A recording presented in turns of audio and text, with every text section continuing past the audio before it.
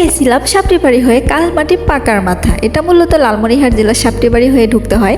তো যারা যারা লালমনিরহাটে আছে তারা তারা তো অবশ্যই এটা চিনে, বিশেষ করে ছেলেরা হচ্ছে ম্যাক্সিমাম সময় এখানে আড্ডা দিতে যায় বা ঘুরতে যায়। তো হ্যালো এভরিওয়ান, আসসালামু আলাইকুম, কেমন আছেন সবাই?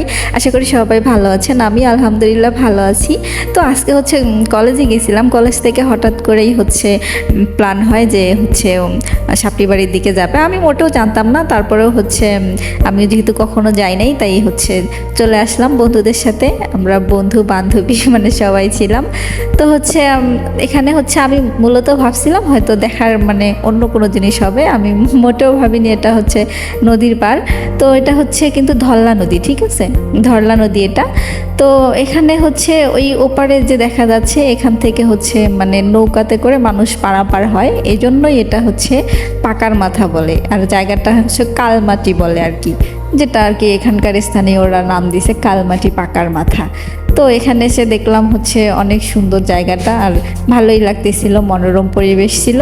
আর হচ্ছে খাওয়া দাওয়ার জন্য ছোট টং দোকানগুলো ছিল। আর এই ছোট দোকানটা ছোট হলো, দোকানের মধ্যে হচ্ছে সব কিছুই ছিল।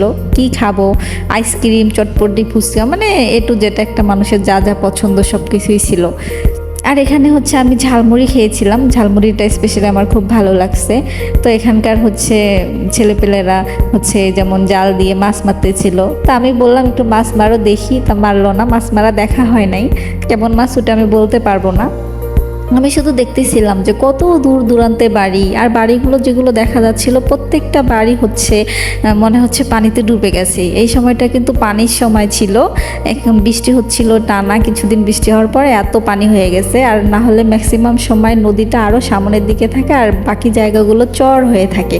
তো এদিকে হচ্ছে এই যে নৌকাতে করে মানুষগুলো হচ্ছে পাট নিয়ে আসতেছিল, যেহেতু এখন পাটের সিজন, তো মানুষ পাট নিয়ে এসে পাটগুলো পানিতে মানে এটাকে আমরা বলি জাগ বসানো বলি। তারপরে হচ্ছে কিছুদিন রাখার পরে তারপরে পাট থেকে হচ্ছে পাটের আঁশগুলো ছাড়ানো হয়।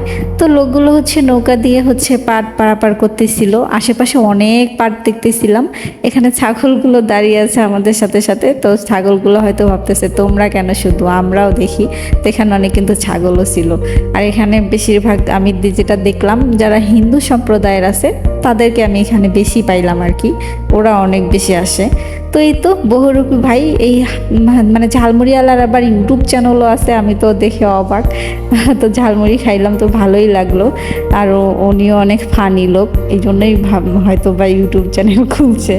তো যাই হোক, ঝালমুড়িটা আমি একটা খেয়ে আবার খেয়েছি, কারণ আমার কাছে স্পেশালি অনেক ভালো লাগছে, অনেক বেশি ভালো লাগছে। তো জায়গাটা কে কে চিনেন আর কার কার কাছে কেমন লাগলো জানাবেন কিন্তু। সবাই ভালো থাকবেন, সুস্থ থাকবেন, টাটা, বাই বাই, আল্লাহ হাফেজ।